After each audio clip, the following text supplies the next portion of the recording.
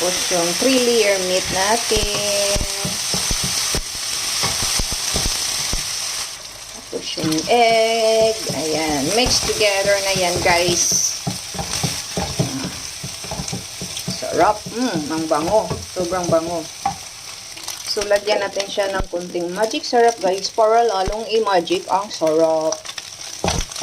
Ganun lang kasimple ang ating fried rice. Sobrang sarap.